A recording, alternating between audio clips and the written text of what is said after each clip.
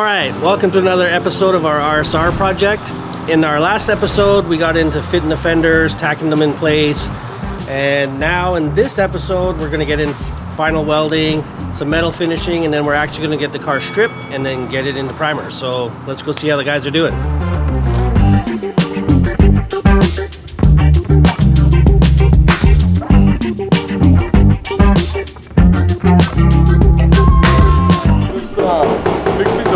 On the fender flare where it meets the bumper, the angle of the flare to the bumper was incorrect, so we have to actually remove that whole section of it.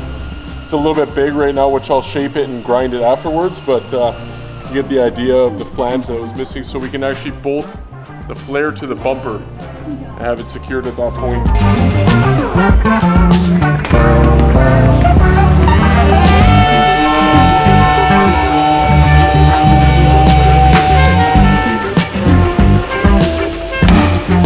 Oh, that's cool. Just pulling out little low spots and stuff like that.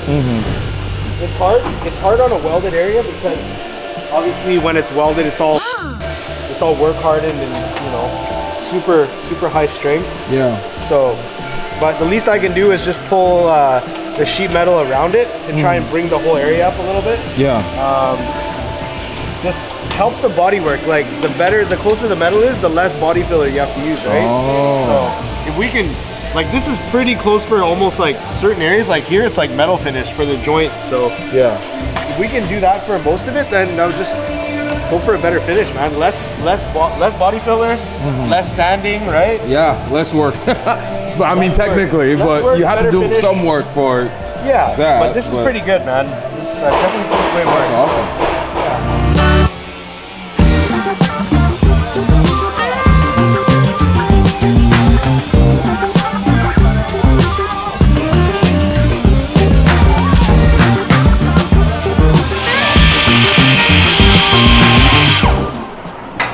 I'm gonna open a business doing this.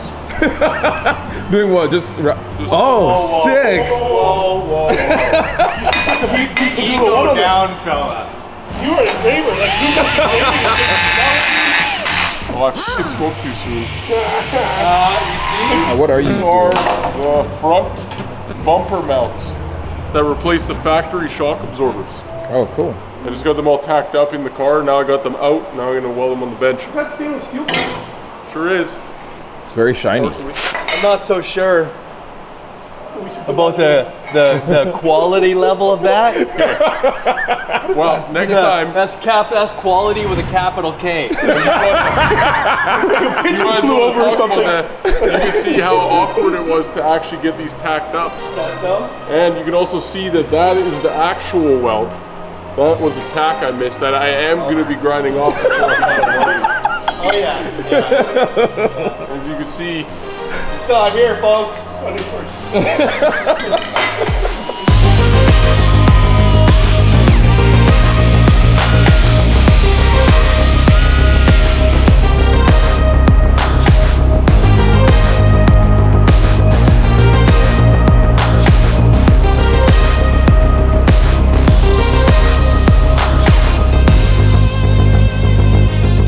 Front fender flares today. I'm getting them all tacked up and positioned here, and just getting this side dialed in, and then I'll jump to that side and tack that up, and then we'll final weld both sides at the same time.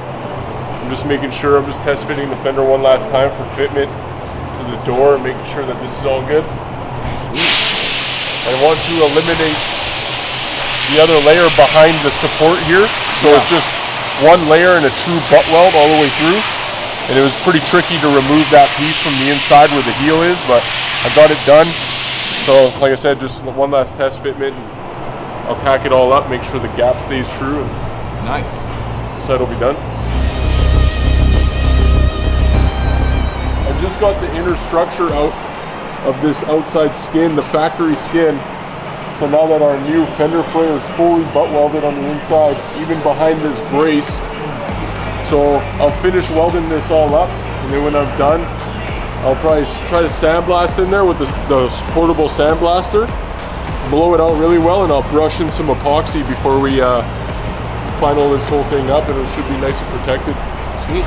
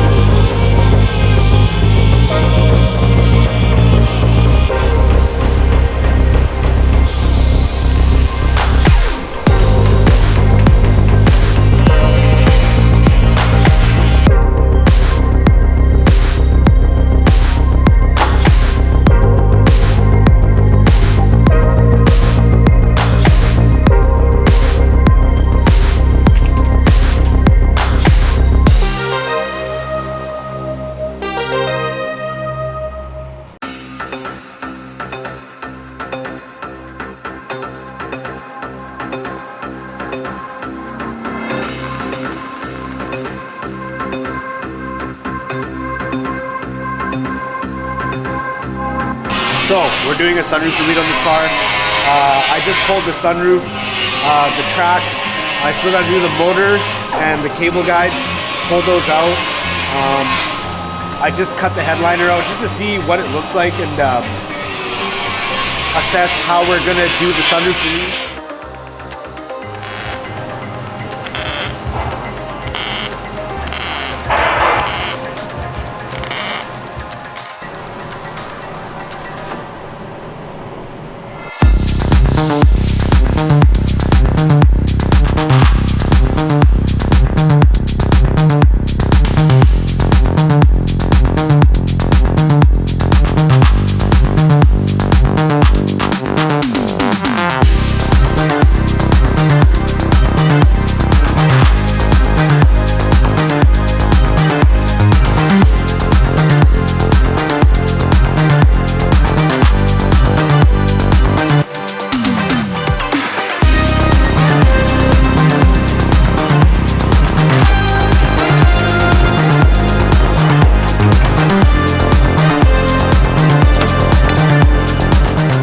What are the circles for? Are those like low spots?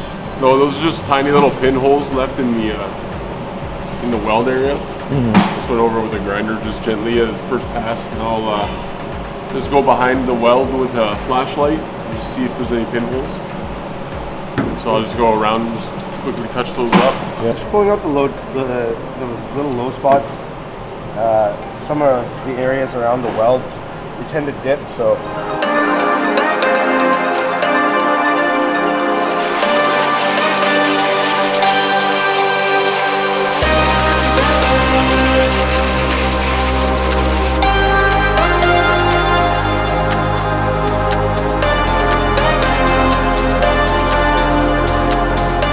We just got the car wiped down, blown off really well outside.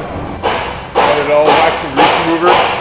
And, we're just setting it up right now because we got to get some primer, epoxy primer on the insides of the rear wheel wells. So we're just getting this all prepared right now to start masking it.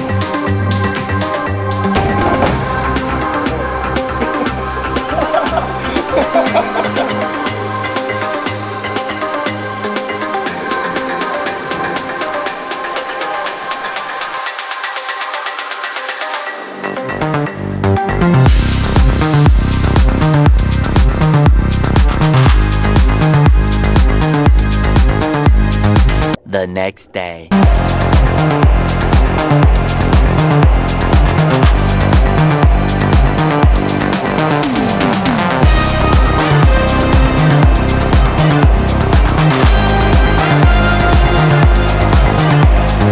Basically yesterday we got the RSR in the booth and we got it into epoxy. So we just kind of slapped it back together just so the panels aren't sitting around. We'll let it dry for a little bit and hop on to other things. And yeah, this is the epoxy Cree high build. Okay. There's 3 coats.